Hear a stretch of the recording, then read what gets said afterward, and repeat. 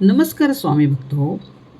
अनेक जण मनापासून नामस्मरण करतात, पारायण करतात, जप करतात, पण तरीही मन शांत होत नाही, एकाग्रता टिकत नाही आणि साधनेमध्ये हवे तसे अनुभवही येत नाहीत. अशा वेळी मनामध्ये प्रश्न पडतो की आपण जो आहार घेतो तो आहार कारणीभूत असू शकतो का? समजा मांसाहार असेल किंवा सात्विक आहार कोणताही, तर तो कारणीभूत असू शकतो का? पण खास करून मांसाहारावर आपण जर विचार केला तर आपल्याला अनेक प्रश्न पडतात. आज आपण काही कोणाच्या आहारावर टीका करणार नाही किंवा कोणाची निंदाही करायची नाही आहे. तर शास्त्र आणि साधनेच्या दृष्टीने हा विषय मात्र आपण समजून घेणार आहोत. कोणावर टीका करणे हा आपला उद्देश नाही आणि म्हणून हा व्हिडिओ नक्की शेवटपर्यंत तुम्ही पहा. आता याच्यामध्ये साधना म्हणजे नेमके काय आहे? पूजा, आरती, पारायण, नामस्मरण असं आपण समजतो, पण तेवढेच काही मर्यादित नाही. तर साधना म्हणजे काय? तर आपलं मन शुद्ध करणं, आपला अहंकार कमी करणं आणि ईश्वराशी अंतर्मनाने जोडले जाणं, अगदी ईश्वराच्या जवळ जाणं म्हणजेच साधना असं म्हणायला काही हरकत नाही.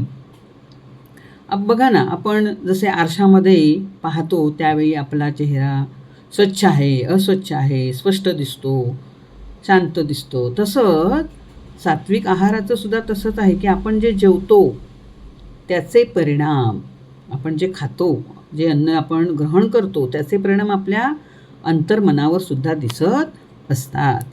आता त्याची अनुभूती आपल्याला येत असते. म्हणजे जसे स्वच्छ आरशात आपल्याला स्वच्छ दिसते तसे स्वच्छ मनामध्ये स्वच्छ आपल्याला सर्व काही जाणवते. आहाराचा मनावर परिणाम नक्की होतो की नाही, की आपल्या भारतीय संस्कृतीमध्ये बघा अनेक आध्यात्मिक ग्रंथामध्ये आहाराचे प्रकार सांगितलेले आहेत. त्यामधला सात्विक, राजस, तामसिक असे आहाराचे 3 प्रकार पडतात. असा समज आहे की जसा आहार असेल तसे आपले विचार असतात आणि जसे आपले विचार असतील तसं आपलं जीवन असतं आणि जसं आपलं जीवन असतं तसे आपण घडतो, आपल्यामध्ये बदल दिसतात. म्हणजे आपला आहार कोणता आहे यावरही आपलं सर्व जीवन अवलंबून असतं. सात्विक आहार हा जो आहे तो आपल्या मनाला स्थिर आणि शांत ठेवण्यास मदत करतो. तर या उलट आपण जर अतिउत्तेजक मांसाहार हा जड असतो, त्यामुळे काय होतं आपल्या आहारामुळे अस्थिरता किंवा आपल्याला आळस येतो. याचा अनुभव अनेक व्यक्तींना येत असेल किंवा येत असावा. मग मांसाहार हा आपला अडथळा असू शकतो का? अनेक साधकांच्या अनुभवानुसार आपण खूप वेळा ध्यान, जप किंवा नामस्मरण करणाऱ्यांना हलका आणि सात्विक आहार घेतल्यास मन एकाग्र राहतं असा अनुभव आलेला असेल. याचा अर्थ असा नाही की मांसाहार आपण घेतला की आपली साधना होत नाही किंवा तो साधकच होऊ शकत नाही, असं नाही. परंतु ज्यांना अधिक आध्यात्मिक साधना करायची आहे त्याने एकदा अनुभव घ्यायला काही हरकत नाही. त्याने काय करावं? सात्विक आहार हा स्वीकारावा, सात्विक आहार घेऊन पाहावा आणि मग ते अनुभवातून आपण काय खाणं योग्य आहे हे स्वतःला आपल्याला पटवून देता येईल. यातून संतांचा संदेश आपल्याला काय असतो किंवा अनेक संतांनी सांगितलेलं आहे आपल्याला की त्यांच्या मनामध्ये कायम दया करुणा होती. अनेक संतांची आपण चरित्रे वाचलेली आहेत. त्यांच्या मनामध्ये करुणा, दया, संयम, सात्विक जीवन यावरच त्यांनी भर दिलेला दिसतो. म्हणजे त्यांचा मुख्य संदेश काय होता की बाह्य बदलांबरोबर आपल्या अंतःकरणाची शुद्धीसुद्धा असायला हवी. फक्त काय आहार बदलला म्हणून आपली साधना पूर्ण होते असं नाही. तर आपल्या मनातील जो अहंकार आहे, राग आहे, मत्सर आहे, लोभ आहे आणि आपल्या वाईट सवयी आहेत त्या आपण काय केल्या पाहिजेत? सोडून दिल्या पाहिजेत किंवा त्यांचा आपण स्वीकार करायचा नाही, तरच आपली ती साधना असं आपल्याला म्हणता येईल. म्हणजे हे आपल्याला सांगितलेलं आहे. म्हणजे सर्वात मोठा अडथळा कोणता याचा जर आपण विचार केला तर कधी आपण आपल्या आहाराकडं लक्ष देऊन पाहायला हवं, की आपण जो आहार घेतो त्यावेळी त्या आहारातून आपल्याला कोणते अनुभव येतात. आपला राग कमी होतो की वाढतो, आपल्या मनातील कटुता कमी होते की वाढते, आपण इतरांची निंदा करतो, स्वार्थ साधतो, अशा गोष्टींकडे म्हणजे आपल्या स्वतःच्या वागण्याकडे जर आपण लक्ष दिलं तर यातून आपल्याला नक्कीच जाणवेल की खरं काय आहे ते.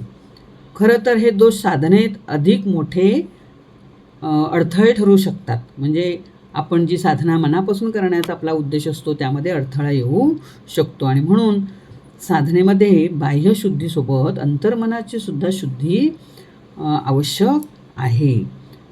आता जर मांसाहार सोडणे कठीण आपल्याला जर वाटत असेल तर मग कसं आपलं होणार किंवा काय आपण करावे, तर आपण घाईघाईने कोणताही निर्णय घ्यायचा नाही किंवा घेऊ नका.